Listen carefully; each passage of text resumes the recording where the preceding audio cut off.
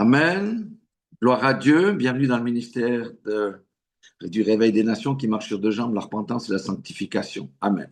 Aujourd'hui, nous allons aller en eau profonde, je vous assure, et nous allons parler de la bonté, de la grâce de Dieu. Mais le titre, c'est Cessons d'abuser de la bonté et de la grâce de Dieu. Mais avant de parler des abus, il nous faut d'abord parler de qu'est-ce que la grâce de Dieu, la faveur de Dieu. Et on peut même rajouter la bonté, bien sûr, et encore le pardon. C'est tous ces quatre mots-là, hein, bonté, grâce, faveur, pardon, ont une seule source, c'est l'amour. Sans amour, pas de bonté, sans amour, pas de grâce, sans amour, pas de faveur, et sans amour, pas de pardon. De pardon. Amen. Et on dit que Dieu est amour. Et il y a une parabole extraordinaire qu'on a tendance à toujours regarder d'un côté, mais pas de l'autre. J'aimerais qu'on regarde, pour démarrer, la parabole du fils prodigue. Je ne vais pas la lire, sauf un verset. C'est Luc chapitre 15. Donc, chapitre 15. Et puis, il faut savoir que on connaît bien l'histoire de la repentance du fils qui est parti, etc. Mais cette parabole parle du Père. Et souvent, on oublie, il parle de la bonté du Père, il parle de l'amour du Père, il parle du pardon du Père. Et ce qu'il faut savoir aussi, ce qu'on ignore souvent, c'est que ce qu'a fait le Fils, en fait, le Fils était en rébellion contre l'ordre établi. Qu'est-ce que ça veut dire? Ça veut dire qu'il a totalement manqué de respect envers son Père. Pourquoi? Parce qu'on ne réclame pas la part de son héritage à quelqu'un qui est encore en vie. Vous vous rendez compte l'affront qu'il a fait? Et selon la tradition, lui, il était le fils cadet, il avait droit à un tiers de tout ce que possédait le père, en valeur. Hein. Ça veut dire les biens, les terrains, les troupeaux, l'argent cash. Eh bien, quand le père décède, dans le partage, il aurait eu droit à un tiers. Et lui, il a eu l'outrecuidance d'aller demander à son papa la part de son héritage avant que celui-ci soit mort. Ça veut dire que le papa a dû accepter de s'appauvrir pour payer la part du gamin, de son fils cadet, et le laisser partir. Donc c'est dans ce sens qu'il a été vraiment un rebelle et irrespectueux envers son père. Et ensuite, qu'est-ce qu'il a fait avec tout l'argent? Il a ramassé son paquet d'argent et il a fui. La Bible dit qu'il est parti loin dans une contrée lointaine. Donc, ça veut dire qu'il a vraiment fait un affront, mais le père, bien qu'il fût triste à sa demande, a honoré le choix du fils et s'est exécuté. Et voilà, il lui a donné son argent et son fils est parti. Vous imaginez la douleur d'un papa quand son fils vient lui réclamer l'argent alors qu'il est encore en vie pour fuir loin de lui. Et évidemment, on connaît l'histoire du grand frère qui lui était très fâché, très frustré, etc. Mais on va lire un verset qui va nous expliquer quelque chose d'extraordinaire. C'est Luc chapitre 15, verset 20. Je vais d'abord lire la première partie du verset. Luc chapitre 15, verset 20. Quand le fils là était avec les pourceaux, puis qu'il pouvait que manger les glands avec les pourceaux, il est rentré en lui-même. Et puis vraiment, il a dit, j'ai fait des tas de bêtises, je me repens de ce que j'ai fait. Et puis là, il est dit, il se leva et alla vers son père. C'est la vraie repentance. Il y a une action qui doit suivre. Parce qu'il aurait pu avoir du remords et rester là, mais là, il a dit, non, non, non, non, non. Même si je dois revenir comme un serviteur dans la maison de mon père, je vais me lever et aller vers mon père, me prosterner à ses pieds. Et la deuxième partie du verset, il est dit, comme il était encore loin, son père le vit et fut ému de compassion. Et il courut se jeter à son cou et le baisa. Amen. Alléluia. Donc, le papa, on comprend que souvent, il guettait quand même pour voir si son fils allait revenir à la maison. Il avait quand même l'espoir que son fils allait revenir à la maison. Et le jour où il l'a vu de plus loin, qu'est-ce qu'il a fait? Il a couru dans les bras de son fils. Il l'a embrassé. Alléluia. C'est l'amour du Père. Vous voyez, malgré l'affront que ce fils a fait, malgré qu'il a dilapidé tout son argent, parce que vous savez, il n'y avait pas les téléphones, il n'y avait pas ces choses, mais certainement que les nouvelles couraient que lui, il était parti dans un pays étranger et qu'il a mené la vie qu'il a menée. Donc, j'ai une question et la Bible nous interpelle. Et Jésus raconte cette histoire pour dire quoi? Pour dire, est-ce que le papa l'a sermonné? Est-ce que le papa l'a condamné? Est-ce que le papa lui a fait des reproches? Est-ce qu'il l'a puni? Non, le père était content de le voir qui rentre à la maison, donc il a manifesté sa joie simplement parce que son fils était revenu au bercail. Et non seulement il a refusé ce que le fils lui a demandé, il dit, mais fais de moi ton serviteur. Il a dit, non, non, tu es mon fils, tu es le veau gras, apportez-lui une tunique, etc. Il a réinstallé dans sa situation antérieure. Alléluia. Donc, c'est vraiment une histoire d'amour qui montre le cœur de Dieu envers celui qui se repent. Parce que là, on parle du fils, c'est quelqu'un qui était dans la maison, c'est quelqu'un aujourd'hui qui a peut-être rétrogradé, qui a mené sa vie de débauche, mais qui le Saint-Esprit lui a parlé pour qu'il revienne dans la maison de son père, et son père l'a accueilli à bras ouverts et l'a réinstallé. Ça nous montre quoi? Ça nous montre que l'amour, c'est la vertu cardinale du royaume. C'est ça. Et elle doit être la vertu cardinale de notre propre vie. C'est pourquoi l'amour bannit le jugement et bannit la critique. Et là, nous voyons concrètement l'amour de Dieu en action, la bonté de Dieu en action, la grâce de Dieu, la faveur de Dieu, le pardon de Dieu en action. Et ça surpasse l'amour des hommes. Parce que nous, on ne pourrait pas supporter ça. Et c'est pourquoi il est dit, dans la Bible, il y a de la joie dans le ciel pour un seul pécheur qui se repent. Parce que beaucoup ne se repentent pas. Et nous savons que Dieu ne dédaigne pas un cœur brisé et contrit. Et il a dit, hé, regardez, mon fils qui était sorti de ma maison, il est revenu à la maison. Alléluia. Donc, c'est ça que beaucoup de chrétiens devraient faire aujourd'hui. Tous ceux qui ont abusé la bonté de Dieu, comme le fils avait abusé la bonté de son père pour servir ses propres intérêts, eh bien, ces gens-là devraient se détourner de leur péché comme David l'a fait devant Dieu et dont la relation avec Dieu a parfaitement été restaurée après la repentance de David. Mais l'amour de Dieu est prêt à tout pardonner. Alléluia. Donc l'histoire du fils prodigue, c'est quoi que tu aies fait, si tu reviens à Dieu, Dieu te pardonne. Reviens avec les bonnes dispositions de cœur, car Dieu ne dédaigne pas un cœur brisé et un esprit contrit. Amen. Et si nous regardons à la vie de Jésus, Jésus, la Bible dit qu'il était l'empreinte du Père. Donc, il a reflété pendant son pèlerinage sur la terre parfaitement le même caractère, la même bonté, la même grâce et la même faveur et le même pardon envers les hommes. Alléluia. Et nous sommes ses, ses successeurs. Donc, on doit manifester ce caractère-là. Et c'est grâce à ça, c'est pour ça que Jésus pouvait dire, moi et le Père, nous sommes un. Je suis l'empreinte, l'image visible du Dieu invisible. Je reflète le même caractère que mon Père et le Seigneur nous dit, reflétez le même caractère que moi. Ça, c'est quand on monte dans la maturité. Amen. Plus on monte dans la maturité, eh bien, plus nous commençons à refléter Christ. C'est ça qu'on veut dans nos vies. Et c'est ça que l'Église devrait manifester au monde pour que le monde comprenne que la solution, c'est Christ. Alléluia. Donc, Jésus ne faisait rien de son propre chef.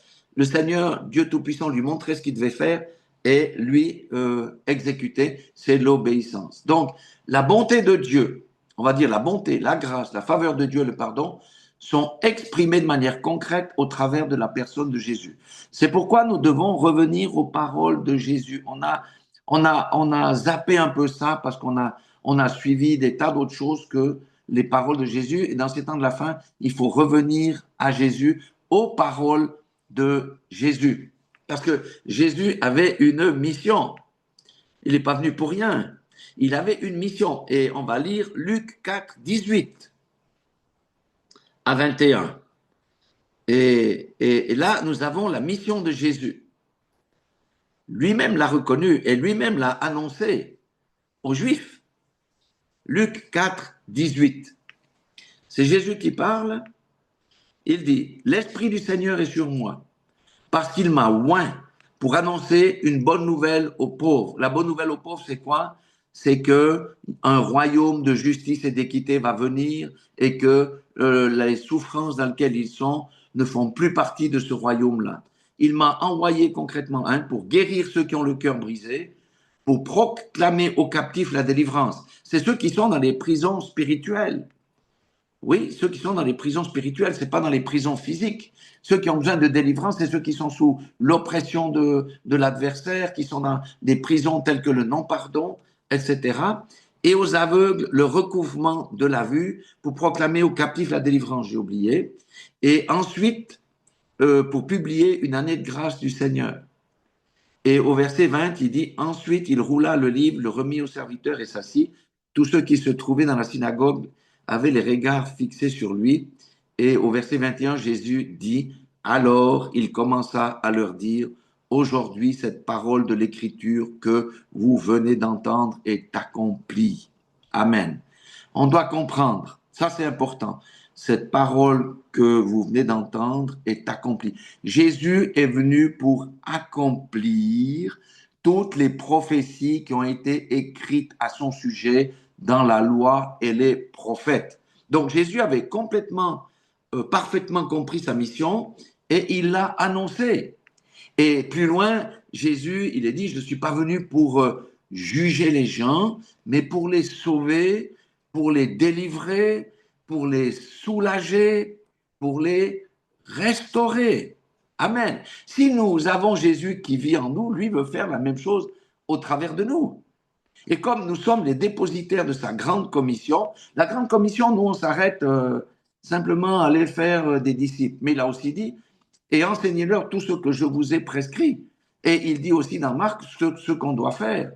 Donc, nous, est-ce qu'on ne doit pas aussi annoncer notre mission? Quelle est notre mission sur la terre? Et faire de même. Il nous invite aujourd'hui.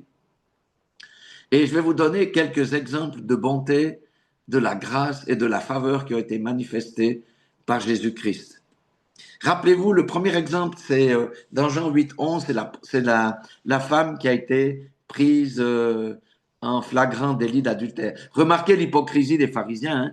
On n'a amené que la femme devant Jésus, mais pour commettre l'adultère, on ne peut pas commettre l'adultère tout seul, il faut être au moins deux. Donc l'homme, lui, on l'a escamoté parce qu'on ne voulait pas qu'il soit lapidé, mais on a amené la femme sur la place publique. Jésus a confondu ses accusateurs et quand elle a levé la tête, qu'est-ce que lui a dit Jésus? Je ne te condamne pas non plus, va et ne pêche plus. Amen. Va et ne pêche plus. C'est l'amour de Dieu. Est-ce que vous pensez que la femme-là a continué à pécher avec l'adultère après? Non. Elle est restée tranquille parce qu'elle a reçu la paix, elle a reçu le pardon, parce que le Seigneur Jésus lui a sauvé la vie. Amen. Rappelez-vous, l'autre cas, c'est dans Jean 15, 4, c'est ce paralytique qui avait été pendant 38 ans assis sur un matelas ou un lit plutôt, au bord de la piscine de Bethsaïda. Et voilà, il attendait que quelqu'un le jette dans l'eau. Jésus l'a guéri. Et qu'est-ce qu'il lui a dit? Il ne lui a pas dit, oui, pourquoi es-tu dans ce lit? C'est parce que tu as fait tel péché. Non, il n'a rien dit de tout ça, il n'a pas condamné. Il l'a guéri et quand il l'a retrouvé plus tard dans le temple, Jésus lui dit, voici, tu as été guéri, ne pêche plus de peur qu'il ne t'arrive quelque chose de pire. Amen. La grâce de Dieu, c'est aussi d'avertir. Pas que la personne se contente de la guérison, mais de l'avertir. Il avertit, tu as été guéri, prends ta grâce, accepte cette faveur de Dieu, mais s'il te plaît, ne pêche plus de peur qu'il ne t'arrive quelque chose de pire. La bonté, la grâce, la faveur de Dieu, le pardon de Dieu, c'est exercé au travers de ces exemples. Il y a aussi un exemple qu'on aime beaucoup avec ma femme, c'est la femme à la perte de sang, c'est dans Matthieu 9, 22. Jésus, qu'est-ce qu'il a dit? Hein, quand il a senti une force était sortie de lui, la femme est venue se prosterner devant ses pieds. Il lui a dit, prends courage, ma fille, ta foi t'a guérie. Et cette femme fut guérie à l'heure même. Amen. Alléluia. Voyez comment les choses se manifestaient. Et bien entendu, Jésus après prêchait, ou des fois il prêchait avant. Et les gens qui étaient dans la souffrance venaient vers lui. Alléluia. Mais il manifestait l'amour. Sans amour, on va condamner. C'est pas possible de faire les œuvres de Christ si on a la condamnation dans le cœur. Jésus a-t-il condamné quelqu'un, réprimandé quelqu'un qu'il a guéri? Jamais. Il a réprimandé les hautes autorités religieuses parce qu'il leur a dit, vous êtes des hypocrites. Mais toutes les personnes du peuple vers qui il a été, qu'il a guéri, il n'a pas fait de reproches. Il leur a donné des conseils. Et bien sûr, ensuite, il a prêché aux foules, il a expliqué ce que c'était que le royaume et toutes ces choses. Donc, nous voyons la bonté de Jésus, la bonté de Dieu en action par Jésus. Et aujourd'hui, on doit voir la bonté de Dieu au travers de notre action parce que Christ vit en nous. Amen. C'est ça un message important. Donc, c'est sa mission de sauver et de non juger. Pourquoi? Parce que le temps du jugement viendra à un moment donné que Dieu a décidé pour tous ceux qui refusent l'évangile. Mais pour tous ceux qui acceptent l'évangile, c'est le temps de la grâce. Le temps où les personnes peuvent changer de direction dans leur vie, sortir de leur futilité, de leur vaine manière de vivre. Et c'est en démontrant l'amour de Dieu et la bonté. Mais l'amour de Dieu, c'est aussi de dire la vérité aux gens et de ne pas caresser le péché parce qu'on on veut pas trop les blesser. Il y a un exemple aussi qui est très flagrant, qui doit nous interpeller, c'est dans Marc 5, 1 et suivant, c'est l'histoire du possédé de Gadara.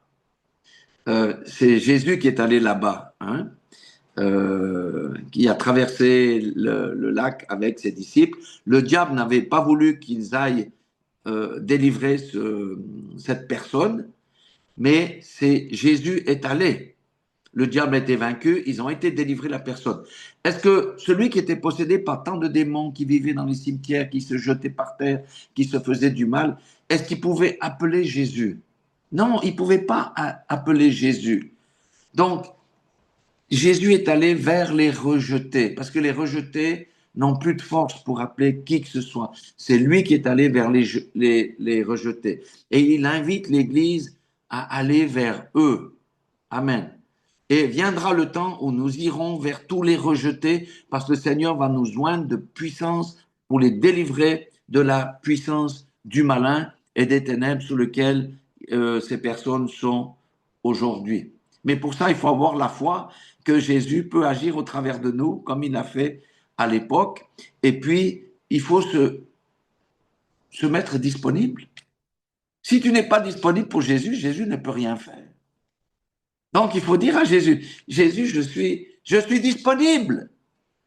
Parce que l'Esprit de Jésus est en nous. C'est quoi? C'est le Saint-Esprit. L'Esprit de Jésus est en nous. Je suis disponible pour faire les œuvres que tu as préparées d'avance pour moi, que je fasse. Et si on se met en disponibilité, l'Esprit va nous envoyer dans des coins incroyables où on ne comprend pas pourquoi on va, mais il y a quelqu'un qui va recevoir une bénédiction, la faveur de Dieu, une délivrance, une guérison. Alléluia. Donc, c'est à nous à dire au Seigneur, je suis disponible pour les rejeter. Je suis disponible pour les captifs. Jésus est venu libérer les captifs. Il nous a donné la grande commission et il nous a même promis qu'on ferait des choses plus grandes que lui. Mais on est trop étriqué dans notre religion qui nous met des barrières partout où ouais, les autres là, ils doivent se convertir avant de venir à l'église parce qu'il faut qu'ils soient parfaits. Et les gens qui ne sont pas parfaits, qui viennent à l'église, on se tourne la tête, on les juge. Ça s'appelle la religion. C'est pas le cœur. Alors, il faut dire aussi que on a un exemple dans la Bible qui est assez extraordinaire, qui nous dit que certains ont bien utilisé la grâce de leur délivrance, parce qu'ils sont restés ensuite fidèles et ils ont compris le cheminement et ils ont persévéré. Mais certains ont abusé de la bonté et de la grâce de notre Seigneur Jésus-Christ. Il y a un exemple qui est particulièrement parlant. C'est Luc 17, versets 15 à 19. On va lire ça.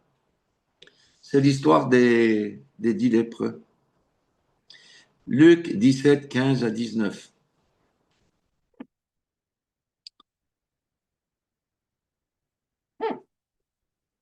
L'un d'eux, se voyant guéri, revint sur ses pas. Rappelez-vous que dans le contexte, les lépreux disaient hey, pitié de nous, fils de David, viens à notre secours, viens nous guérir. Ils ont quémandé la guérison parce qu'ils avaient entendu que lui pouvait le faire. Jésus est allé, les a guéris. Et je crois qu'il leur a dit va, allez vous présenter au sacrificateur. Maintenant, l'un d'eux, se voyant guéri, revint sur ses pas, glorifiant Dieu à haute voix. On doit témoigner. Quand on reçoit quelque chose du Seigneur, que ça soit une guérison, un changement de circonstance, on ne doit pas garder ça pour nous. Lui, il revenait sur ses pas, glorifiant Dieu à haute voix. Oh, Jésus m'a guéri, Jésus m'a guéri. Les gens qui entendent disaient, mais quoi, qu'est-ce qui se passe? Il m'a guéri, j'étais un lépreux, je ne suis plus lépreux aujourd'hui. Et quand il rencontre Jésus, au verset 16, il dit, il tomba sur sa face aux pieds de Jésus et lui rendit grâce. C'était un Samaritain. En plus, c'était même pas un Juif. C'était un étranger aux Juifs que Jésus avait guéri. Donc ceux de la maison sont moins reconnaissants que les païens auxquels Dieu accorde une faveur.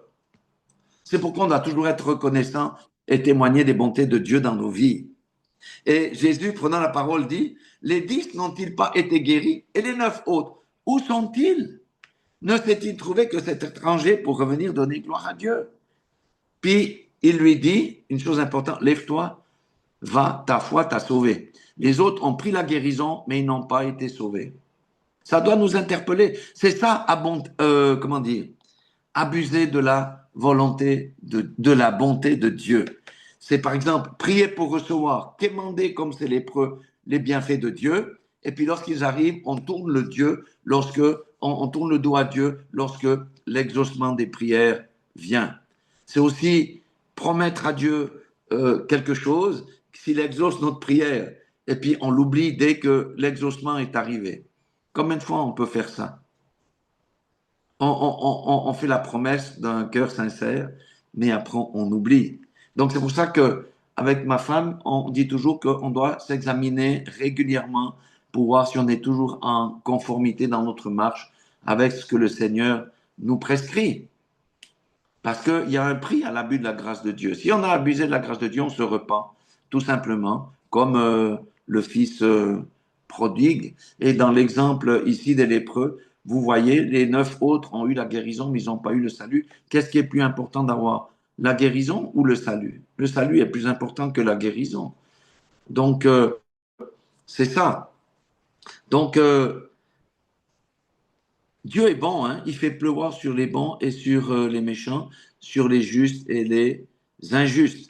Mais j'aimerais qu'on se rappelle ce matin que le prix extrême de la bonté, de l'amour de Dieu, de sa grâce, de sa faveur, de sa faveur, a eu un prix très coûteux. Regardons ce que dit Jésus dans Marc 8, 31.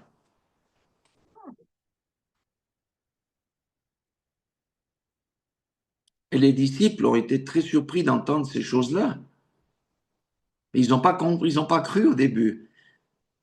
C'est Jésus qui dit, alors il commença à leur apprendre, à qui? Aux disciples, qu'il fallait que le Fils de l'homme souffrit beaucoup, qu'il fût rejeté par les anciens, par les principaux sacrificateurs et par les scribes, et qu'il fût mis à mort et qu'il ressuscita le troisième jour. Pourquoi Jésus pouvait dire ça? Parce que dans le rouleau de l'Ancien Testament, il y avait une prophétie le concernant. Et Jésus a annoncé son parcours, mais on doit aussi comprendre par ricochet que il parle à nous qui le suivons aussi du rejet qu'on va subir, de nos souffrances qu'on va subir, mais aussi de notre rédemption. Parce que ceux qui le suivent vont essuyer les colibés, le rejet, la maltraitance, etc. Mais on aura la rédemption. Et laissez-moi vous dire que ceux qui suivent Dieu vraiment dans l'esprit du cœur, hein, n'abuseront jamais de la bonté de Dieu. Jamais. C'est pas possible. Donc, il y a une parole aussi que la Bible dit, c'est dans Jean 19, 30. Quand Jésus eut pris le vinaigre, il dit, tout est accompli, et baissant la tête, il rendit l'esprit. Beaucoup de personnes tordent le sens des Écritures ici. Mais Jésus, quand il a dit tout est accompli, il a dit ici, il faut bien comprendre, j'ai accompli la mission que tu m'as donnée. J'ai accompli tout ce que tu avais annoncé par la bouche des prophètes, que je devais venir pour sauver le monde, non pour juger, que j'allais souffrir à la croix, que je serais rejeté. Il a été jusqu'au bout de sa mission, même si dans le jardin de Gethsémane, il disait, Père, s'il est possible que cette coupe s'éloigne de moi, parce que, vous savez, Jésus a vu de ses propres yeux comment ça se passait. Parce que au temps de Jésus, il y avait la Pax Romana, c'était comme ça que les Romains gardaient la paix dans les provinces, c'était la mort par la croix. Et ceux qui se soulevaient contre le gouvernement romain, on les pendait au bois, crucifiés le long des routes. Ce qui fait que les gens, quand ils voyaient ça, ils disaient, oh là là, c'est terrible. Donc, Jésus est mort pour nous à la croix. Donc, c'est pas pour qu'on abuse de son sang. C'est pour ça que la sanctification est tellement importante. Alléluia. Donc, il faut faire attention de ne pas tordre les Écritures. Quand on dit, ouais, voyez, Jésus a tout accompli. Donc, Dieu est amour, Dieu est amour, Dieu est amour. Jésus a tout payé. Nous pouvons être tranquilles, vivre notre vie. Dieu connaît nos faiblesses. Que la mort et la résurrection de Jésus, tous nos péchés passés, présents et futurs, on le dit souvent, ont déjà été pardonnés. Car Jésus a même dit, Père, pardonne-leur, car ils ne savent pas ce qu'ils font. Ça, c'est le langage de ceux qui n'ont rien compris au langage de la croix et qui veulent les bénéfices du salut sans payer le prix. On va même jusqu'à dire, qu'est-ce que tu peux faire? Toi, tu n'es qu'un homme. Ton salut est assuré, même si tu vis en dehors de ce que Jésus dit, ton salut est assuré parce que tu as fait la confession de foi. Mais Jésus dit des choses très différentes. Jésus dit aussi, tout est accompli, hein, mais Marc 8, 34. Écoutez, quand on dit, Jésus a tout accompli, mais Jésus dit quoi? Marc 8, 34. Si quelqu'un veut venir après moi, qu'il renonce à lui-même, qu'il se charge de sa croix et qu'il me suive. Amen. C'est le prix du salut. Tout est accompli, tout est accompli. Mais Jésus dit dans Jean 15, 2, tout sarment qui est en moi et qui ne porte pas de fruit, il le retranche. Et tout sarment qui porte du fruit, il les monte afin qu'il porte en faire plus de fruits. Ceux qui disent on n'a rien à faire, Jésus a tout accompli. Tu portes pas de fruits, poc, on te retranche. Jésus a tout accompli. Mais Jésus dit dans Jean 15, 4, verset 6, 4 à 6, demeurez en moi et je demeurerai en vous. Tout comme le sarment ne peut pas porter du fruit par lui-même s'il demeure attaché au cep, vous ne le pouvez pas non plus si vous ne demeurez en moi. Et au verset 6, écoutez bien la parole. Si quelqu'un ne demeure pas en moi, il est jeté dehors, comme le sarment, et il sèche. Puis on le ramasse et on les jette au feu et ils brûlent. Qu'est-ce que ça veut dire demeurer en Jésus? C'est faire la volonté de Dieu, c'est marcher selon ses enseignements. C'est marcher selon les enseignements. C'est pour ça qu'on doit revenir aujourd'hui aux paroles de Jésus. Parce qu'on a tellement de distorsions avec ces évangiles bizarres où les gens sont devenus des paresseux, ils attendent l'enlèvement, ils ne foutent rien du tout dans leur vie, ils rendent un mauvais témoignage de Dieu et ils ont l'assurance d'être sauvés. C'est pas ce que dit la parole. Jésus dit, si vous demeurez en moi, vous allez porter beaucoup de fruits. Quels sont les fruits? C'est à leurs fruits qu'on le reconnaît, pas à leur discours. Tout est accompli. Jésus a tout. Mais combien ça nous énerve ce discours avec ma femme? Jésus a tout accompli. Jésus a tout accompli. Jésus a tout accompli. Mais Jésus dit dans Marc 10, 29, 30, hein, je vous le dis en vérité, il n'est personne qui ayant quitté à cause de moi et à cause de la bonne nouvelle, sa maison ou ses frères ou ses sœurs ou sa mère ou ses enfants ou ses terres, ne reçoivent au centuple. En général, on s'arrête là, hein. Si tu suis Jésus, tu vas recevoir au centuple. Si tu donnes, tu vas recevoir au centuple. Mais on ne va pas jusqu'au bout. Il dit, présentement, dans ce siècle-ci, des maisons, des frères, des sœurs, des mères, des enfants, des terres avec des persécution. C'est un mot, j'ai l'impression, comme le mot de la croix a disparu du vocabulaire chrétien. Et dans les siècles, la vie éternelle. Ceux qui pensent qu'ils vont échapper à la persécution, comment? Non, notre foi va être testée. Tout est accompli, tout est... Oui, mais Jean 3,4 dit quoi? En vérité, je te le dis, si un homme ne naît de nouveau, il ne peut voir le royaume de Dieu. La nouvelle naissance. Si quelqu'un est vraiment né de nouveau, est-ce qu'il continue à vivre sa vie d'avant? C'est pas possible parce qu'il a le Saint-Esprit. Et le Saint-Esprit va le conduire à abandonner petit à petit sa mauvaise vie pour être calé sur le sentier étroit. Quelqu'un qui est né de nouveau, est-ce qu'il cherche encore les choses de ce monde ou plutôt les choses d'en haut, comme dit Matthieu 6,33? Notre cœur doit être tourné en haut et plus nos yeux en bas sur les choses du monde. Est-ce que celui qui est né de nouveau cherche encore l'approbation des hommes, les clics, la notoriété, toutes ces choses-là, les premières places? Non, vous connaissez la réponse. Jésus, moi j'aime Jésus parce qu'il parle de manière simple, claire, précise, sans interprétation possible. Il n'y a pas de les opinions des hommes. Les hommes font des livres, ils livrent leurs opinions et ils égarent les gens qui les lisent. Tout est accompli, ton salut est assuré. Jésus dit quoi dans Matthieu 5, 29? Je prends juste celui-là. Hein. Si ton œil droit est pour toi une occasion de chute, arrache-le et jette-le loin de toi, car il t'est avantageux pour toi qu'un seul de tes membres périsse, que ton corps entier ne soit jeté dans la géhenne. Jésus nous dit quoi? Crucifie ta chair. J'ai été crucifié à la croix pour que tu sois vainqueur de la chair. Crucifie ta chair. C'est ta part. J'ai vaincu et je t'ai rendu participant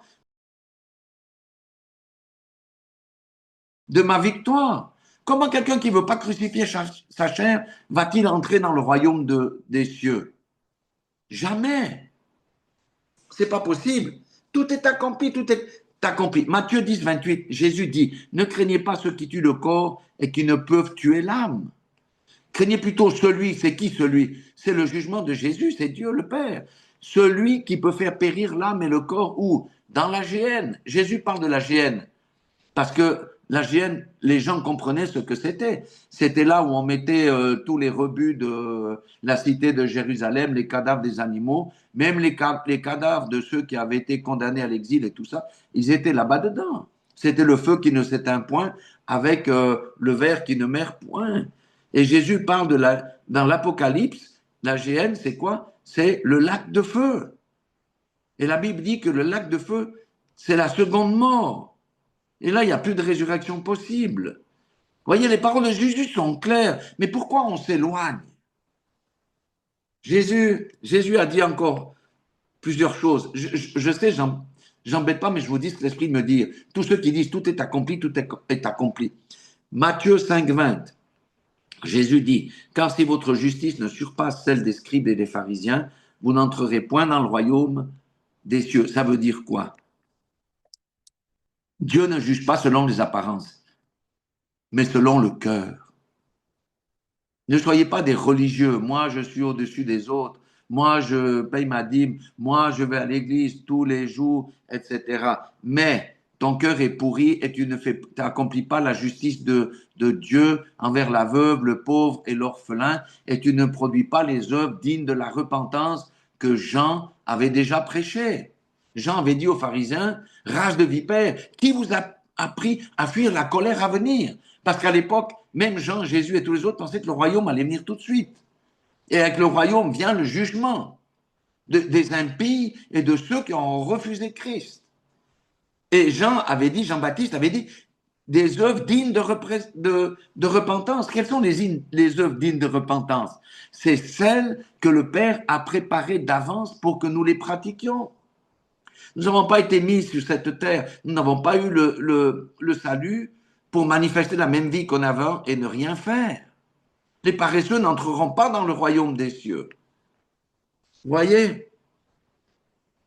C'est la foi et la simplicité dans l'évangile. Et Jésus avait dit même, je vous le dis en vérité, quiconque ne recevra pas le royaume de Dieu comme un petit enfant n'y entrera point. Un petit enfant doit comprendre ce que c'est que le royaume.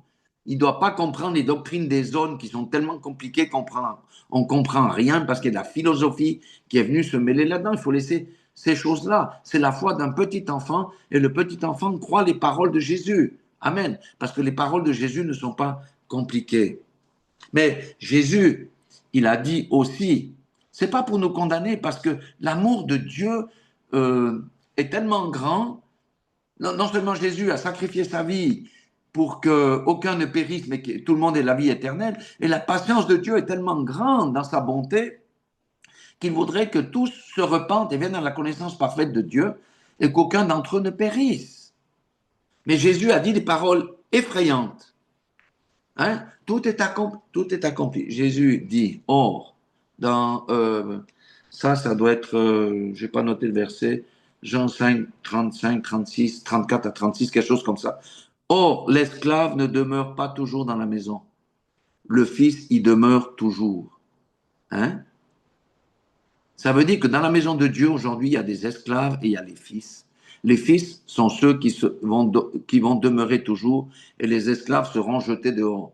Qui sont les esclaves? Esclaves de quoi? Pas esclaves de Dieu. Le fils est esclave de Dieu parce qu'il fait la volonté de Dieu, mais l'esclave, c'est celui qui est esclave de la chair, esclave du péché, qui pratique le péché. Pour le moment, Dieu les tolère dans sa maison.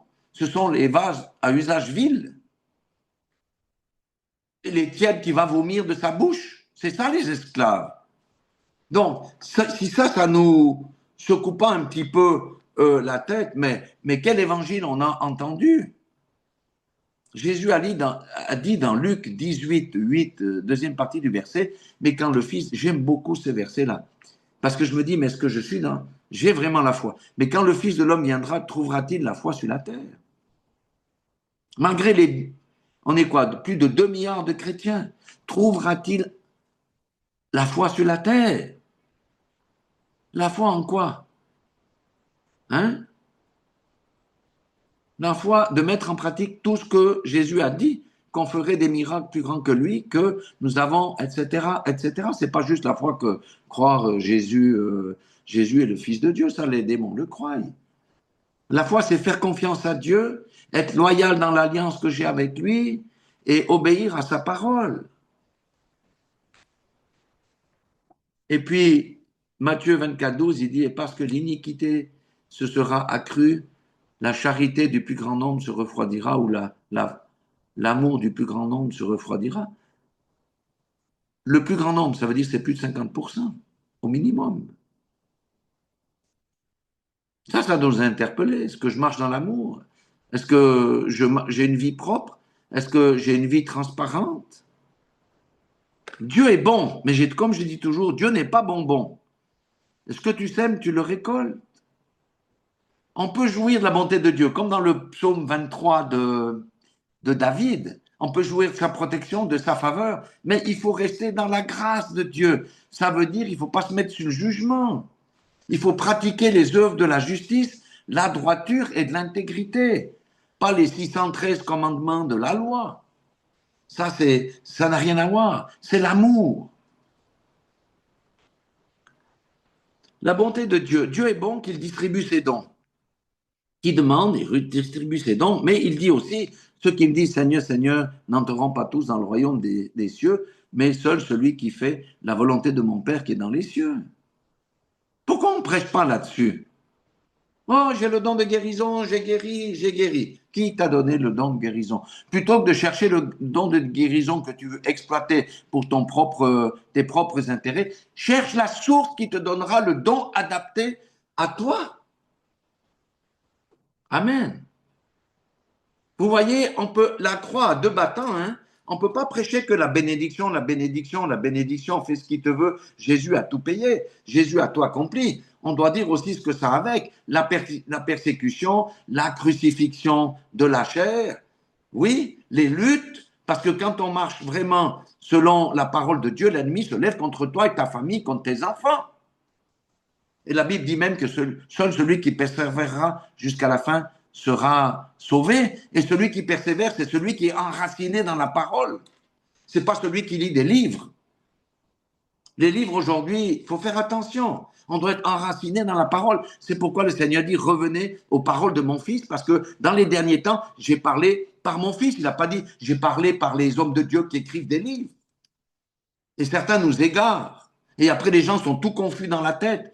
On est dans le siècle de la confusion. On doit bien comprendre ça. Les gens préfèrent lire des romans où on flatte la chair plutôt que d'écouter les réprimandes du Seigneur qui veut nous garder sur le sentier étroit. Mais pour ceux qui le suivent, il a des paroles encore très positives. Je vais vous en donner quelques-unes. Jean 10, 27. Oh, c'est vraiment merveilleux. Mes brebis entendent ma voix. Si tu suis Jésus, tu entends la voix de Jésus. Je les connais et elles me suivent. Amen. Jésus fait un avec ses brebis. C'est le bon berger. Si on entend la voix de Dieu, si on est sensible à la parole de Dieu, eh bien, on suit Jésus là où il nous conduit. Mes brebis entendent ma voix. Je les connais et elles me suivent. Elles ne suivent pas les hommes. Combien suivent les hommes aujourd'hui? À cause de la notoriété, à cause de la grandeur, à cause de ci, à cause de... Suivez Jésus, pas les hommes, jamais. Les hommes sont faillibles. La Bible dit que beaucoup ont bien commencé et finissent mal. Ne suivons pas les hommes, suivons Jésus, contrôlez les paroles de Jésus, contrôlons les paroles de Jésus dans les discours qu'on entend. Jean 14, 15. Si vous m'aimez, gardez mes commandements. Mes commandements, c'est mes enseignements. C'est ce que j'ai dit. Qu'est-ce qu'il a dit, Jésus? Il a dit, si vous voulez, il répondait à ses disciples qui se disputaient, oh, qui est le plus grand parmi nous? Il a dit, le plus grand parmi vous, c'est le plus humble. Qui veut être grand dans le royaume des cieux doit servir ses frères. Ça, c'est l'enseignement de Jésus. Est-ce que c'est compliqué à comprendre qu'on doit se mettre au service des autres et non en dessus des autres? C'est une parole parmi une multitude. Jésus a tout accompli, mais Jean 15, 16 dit ceci, ce n'est pas vous qui m'avez choisi, mais moi je vous ai choisi, je vous ai établi et que vous alliez. Pourquoi faire? Pour que vous restiez tranquille, pour que vous portiez du fruit et que votre fruit demeure afin que ce que vous demanderez au Père en mon nom, il vous le donne. Alléluia. Et si tu suis Jésus, tu ne vas pas demander la piscine. Tu ne vas pas demander la montre Rolex. Non, rien de tout ça, parce que ça, c'est des choses du monde. Tu vas demander les choses qui te perfectionnent. Tu cherches Jésus, tu vas demander des dons supplémentaires. Tu vas demander les choses qui te transforment. Tu vas demander la puissance de Dieu qui te transforme. C'est exactement ça. Vous voyez, on doit porter du fruit. Le fruit, c'est de parler de la bonne nouvelle, mais c'est aussi de secourir le pauvre, c'est de prier pour le malade, c'est de délivrer le captif. Pour le moment, l'Église, on est loin de là. Et le Seigneur nous dit, mais revenez dans mes voies, écoutez ma parole. Si vous vous rendez disponible, vous verrez ces choses s'accomplir devant vous. Alléluia. Et si on est fatigué dans la vie aujourd'hui, Matthieu 11, 28, venez à moi, vous toutes qui êtes chargées et fatiguées, et je vous donnerai du repos. Allez poser vos fardeaux aux pieds de Jésus. Mon jouet, mon fardeau sont légers. Écoutez mes instructions. Alléluia. C'est pas compliqué. Alléluia. Donc Jésus, extrêmement merveilleux. J'aimerais lire aujourd'hui une histoire incroyable. C'est 1 Roi 11. Mais je vais pas tout le lire, mais d'abord je vais mettre comment dire ça, planter le décor. Salomon, lorsqu'il est devenu roi, le Seigneur lui a dit, qu'est-ce que tu aimerais? Salomon a dit, j'aimerais la sagesse. Dieu lui a donné la sagesse parce que il aurait pu demander autre chose. Mais Salomon, lorsqu'on va examiner sa vie, Salomon a abusé de la bonté de Dieu et même gravement. Pourquoi? Et en plus, Salomon a entendu par 2 fois audiblement la voix de Dieu, privilège qui n'avait pas été accordé à David, son père. Mais le cœur de Salomon était différent du cœur de David. David était le cœur selon l'homme de Dieu, mais Salomon était l'homme selon son propre cœur. Oui, pourquoi? Parce qu'il n'avait pas la même communion que David avait avec son Dieu. Et si vous lisez l'histoire de Salomon, il faut lire aussi Ecclésiaste, nous allons comprendre que Salomon a utilisé la sagesse de Dieu pour son propre profit. Et malgré cette sagesse qu'il a rendue célèbre, il a utilisé et usé la sagesse de Dieu pour développer le commerce, devenir extrêmement riche par ses propres moyens, assurer la paix avec ses voisins en mariant des femmes étrangères. C'est comme ça que Salomon a eu la paix durant son règne. Et puis, pour garantir la sécurité militaire, il est allé chercher les chevaux en Égypte parce que les armées qui avaient les chevaux avaient la suprématie. On ne connaît pas trop ces choses-là. Hein? Mais c'est ça. Et puis, tout l'argent qu'avait Salomon, son peuple n'a pas profité. Et le peuple croulait vraiment sur des impôts très élevés pour subvenir à son train de vie qui était fastueux. Tout le contraire de Job. Job était l'homme à l'époque, il est dit que Job était l'homme le plus riche de la planète en son temps. Mais qu'est-ce qu'il a fait, Job? Il a fait du bien autour de lui, du bien à ses fils, du bien à ses serviteurs, du bien à l'étranger. Partout où il pouvait faire du bien, Job faisait le bien. Salomon, il a roulé pour sa propre paroisse. Et allons lire Deutéronome 17, 16, 17. Vous allez comprendre.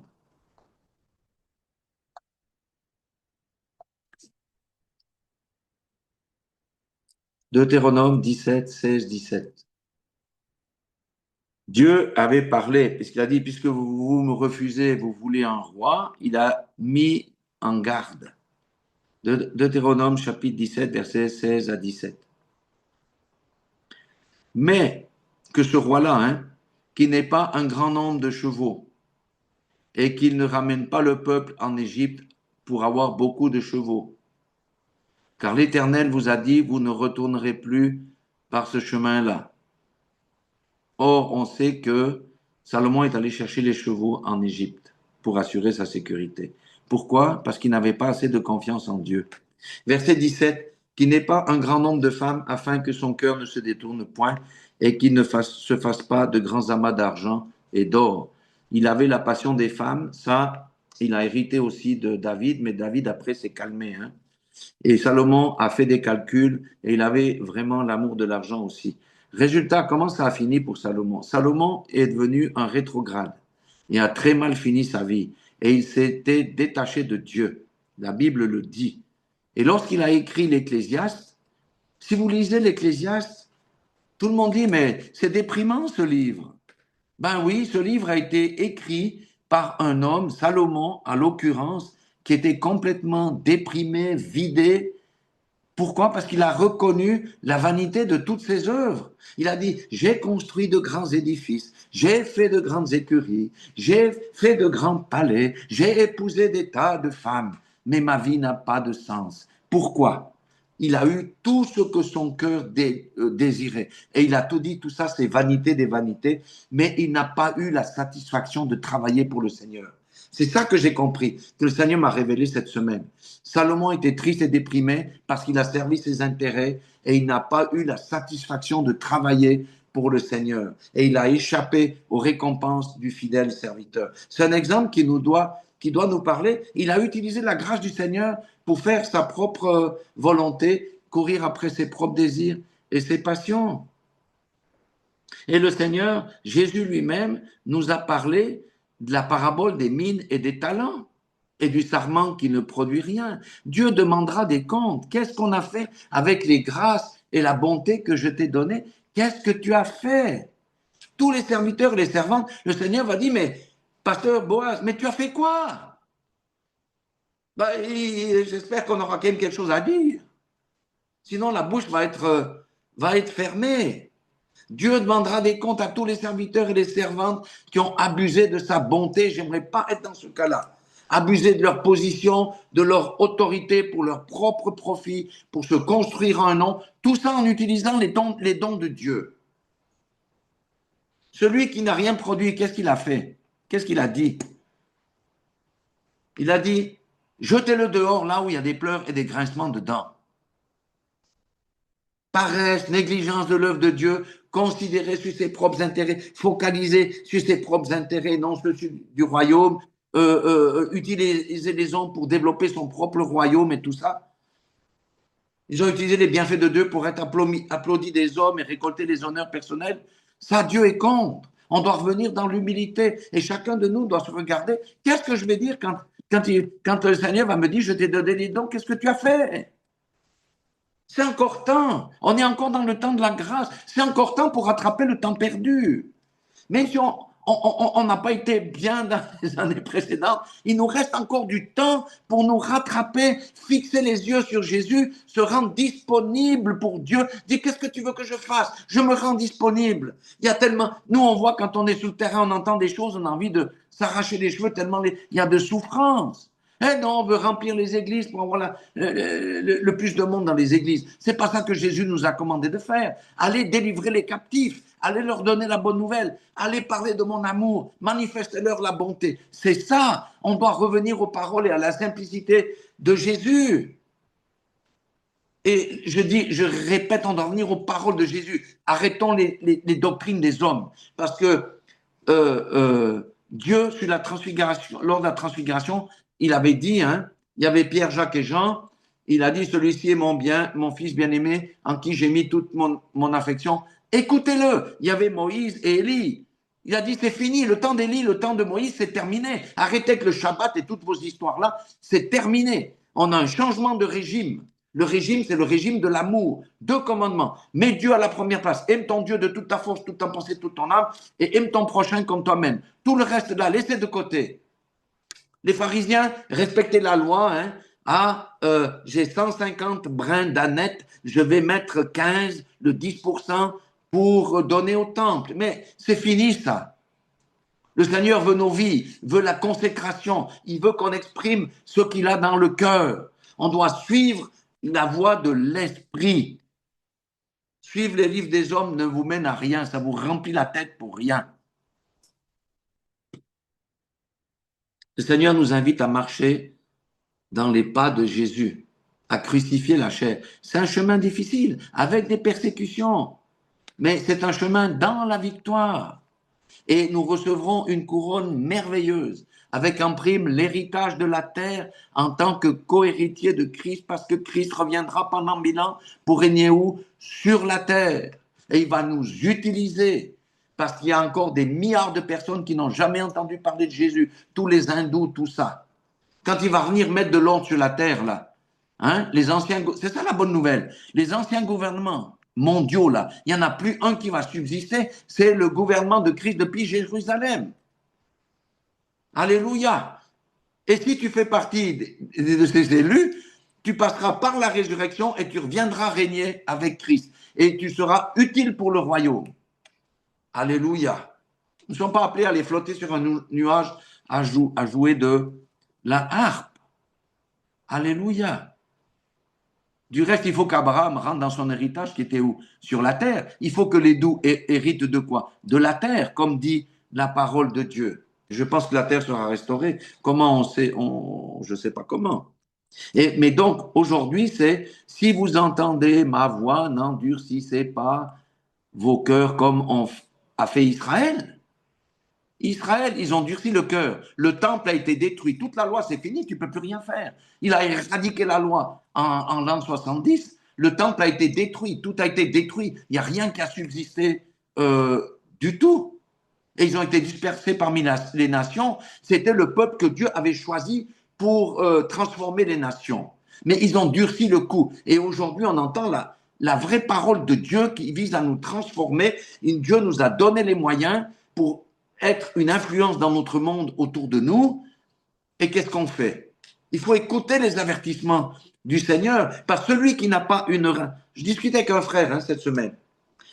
L'ouragan vient, un typhon, prenons un exemple, un typhon qui s'abat sur la Suisse. Les mélèzes, les sapins, les érables, les noyers, tous ces grands arbres sont couchés. Il y a un seul arbre qui ne peut pas arracher, c'est la vigne. la vigne, un typhon ne peut pas arracher une vigne. Pourquoi? Parce que le cep, il est petit comme ça, mais ses racines sont à 3,80 m. Il a des centaines de racines. Le typhon ne peut pas arracher un cep de vigne. Donc, si le typhon vient et que nous sommes sur le cep, on est tranquille. On ne peut pas arracher le cep. Donc, le Seigneur dit, revenez en moi et vous portez beaucoup de fruits. Nous ne devons pas négliger les avertissements sérieux du Seigneur contre l'hypergrâce. Oh, vis ta vie, de toute façon, tu es sécure. L'évangile de la prospérité, rechercher les choses d'en bas, rechercher la voiture, rechercher les choses d'en bas. La Bible, c'est le contraire de Matthieu 6,33. Donc, il faut savoir que sur la croix, hein, il y a la grâce ici, il y a le jugement là. Hein. Quand quelqu'un continue à marcher dans la grâce de Dieu, il marche dans la justification, mais s'il décide de se souiller et de marcher dans la souillure, il passe sous le jugement. C'est pourquoi la Bible dit, c'est un de nos versets aussi, dans Apocalypse 22,11, que celui qui se souille encore, que celui qui fait le mal fasse encore le mal, mais que celui qui marche dans la justice marche encore dans la justice. Et à un moment donné, chaque arbre va produire le fruit de son arbre, là où il est planté. Si tu es planté en Christ, qu'est-ce que tu vas faire? Tu vas aller toujours plus loin dans la sanctification, la recherche de la justice. Tu vas marcher dans la droiture, l'intégrité. Les autres vont marcher dans les plaisirs de la vie, la recherche des biens de ce monde, la recherche de l'argent, la recherche des relations sexuelles et tout ça. Mais le Seigneur va faire le tri. Nous ne sommes plus dans le monde et notre solution n'est pas dans le monde, mais en Jésus. Pourquoi? Parce que lui a vaincu le monde. Qui est celui qui est plus grand que le monde vit où? Il est en nous. Amen. Et si on veut vraiment suivre Jésus, il faut se rendre disponible pour qu'il puisse agir. Si on se rend disponible, Dieu a préparé des œuvres pour que nous les fassions. Est-ce qu'on veut aller vers lui un jour en disant, voilà, il va te montrer sur l'écran toutes les œuvres qu'il avait préparées pour toi. Tu vas te prendre la tête parce que tu n'as rien fait ce qu'il avait préparé, tu as passé à côté de ta vie. Il ne faut plus abuser de la bonté de Dieu. Chercher que les bénédictions, que l'exaucement des prières, et puis toi, tu ne fais rien du tout. Tu n'es même pas reconnaissant envers Dieu. Quand tu tournes les talons et tu vas à autre chose. Par contre, tu vas à l'église tous les dimanches, tu chantes à la chorale, mais tu ne fais rien de ce que commande le Seigneur. Tu ne suis pas ses enseignements. Mais ton sort va être fatal. Regardez les Israélites, ils n'ont pas suivi. Ils ont épuisé la bonté, la patience. Ils ont vraiment épuisé. Ils ont tellement tiré sur la corde, comme on dit que l'élastique a sauté. Ils ont tiré sur la corde de la bonté de Dieu, qu'à un moment donné, la patience de Dieu a été épuisée. Il les a virés. Pourtant, c'est son peuple, mais il a laissé un petit reste. Et Israël paye encore le prix de ses bêtises. Et si vous lisez l'Apocalypse, les 2 tiers seront détruits. Donc, nous, on ne veut pas ça. On doit savoir, serviteurs, servantes, brebis, que toutes nos actions et nos voix seront devant le Seigneur et témoigneront en faveur ou en défaveur de nous. Nous récolterons ce que nous avons semé. Il ne faut pas être comme les pharisiens, les sadducéens, qui ont été disqualifiés. Et vous savez, quelle que soit notre vie aujourd'hui, quand on entend cette prédication, peut-être qu'on est complètement dehors, hein, vous voyez ce que je veux dire, ou on a un pied dehors. Eh bien, le Seigneur dit, si tu es complètement dehors, reviens comme le fils prodigue. Si tu as seulement un pied dehors, mets ton pied dedans, repens-toi et sors de la malédiction qui t'attend. Jésus a payé le prix. Malheur à celui qui foule le sang de Jésus aux pieds après avoir goûté au don céleste. Tu as vu la bonté de Dieu, tu as goûté à tout ça et tu sors. Mais reviens vite, parce que si tu restes dehors, il n'y aura pas de deuxième. C'est plus possible. Ce sera le jugement. Dieu est bon, mais Dieu n'est pas bonbon. Dieu est bon parce qu'il nous avertit. Dieu est bon parce qu'il veut qu'aucun d'entre nous périsse. Et qu'au jour du jugement, on passe devant le tribunal de Christ pour recevoir notre récompense. Et pas dans le jugement avec les autres où c'est l'étang de feu qui nous attend. Et regardez aujourd'hui, c'est pas le témoignage des églises bâtiments, c'est notre témoignage à nous qui va témoigner de Dieu autour de nous. Parce qu'on va dire, ah, cet homme-là est spécial, cette femme-là est spéciale, tu ne peux pas la déroger de son amour pour Jésus. Elle ne fait plus la foire comme nous. Mais pourquoi il ne va pas vers d'autres femmes? Celui-là, il est spécial. C'est comme ça qu'on se distingue, par l'amour. On ne juge pas. C'est l'amour de Dieu qui est en nous qui doit sortir. Il faut casser cette croûte qu'on a sur le cœur. Il faut casser ça pour que l'amour de Dieu se répande au dehors par nos vies et que nous soyons un parfum de bonne odeur pour ceux qui vont recevoir la parole, pour ceux qui vont recevoir la guérison, pour ceux qui vont recevoir la délivrance. Et on doit leur dire la vérité, que la marche chrétienne, ça ne s'arrête pas au jour du baptême. C'est le début de la marche sur le sentier étroit jusqu'à la fin. Et que le sentier du disciple, je ne parle pas chrétien, parce que chrétien, ça ne veut plus rien dire, n'est pas parsemé de roses. On aura des épreuves, des difficultés, mais que nous serons plus que vainqueurs en toutes choses. Amen. Regardez les regrets de Salomon quand il a écrit Ecclésiaste. Il a reconnu. Vous lisez ça, c'est triste pour lui. J'ai fait ci, j'ai fait ça, puis après il dit, tout est vanité. Pourquoi? Parce qu'il n'a pas eu la satisfaction de travailler pour le Seigneur. Il a travaillé pour lui-même. Voilà ce que le Seigneur a mis à cœur cette semaine dans mes méditations de vous partager. Moi, je m'exhorte moi-même quand je reçois ces choses. Je lis là, je dis, mais Seigneur, là, pardonne-moi ici, là, tatati, tatata. C'est ça le but. Dieu nous aime tellement, c'est pour ça qu'il nous reprend. Il châtie celui qu'il aime et celui qui entend sa voix. Que celui qui a les oreilles pour entendre, entende ce que l'Esprit dit à l'Église en ce jour.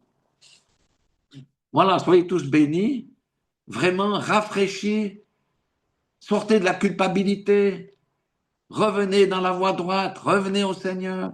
C'est pas compliqué, il y a la porte de sortie, c'est revenir comme le fils prodigue. Voilà, je retournerai dans la maison de mon père et le père va te remettre à ta place de fils. Tu ne seras plus un esclave et tu ne seras plus exclu de la maison de Dieu. C'est tout simple. Voilà, je vous souhaite une bonne journée à tous et que le Seigneur vous bénisse abondamment et qu'il me bénisse aussi abondamment, hein, parce que nous sommes tous dans le même bateau. Alléluia, gloire à Dieu.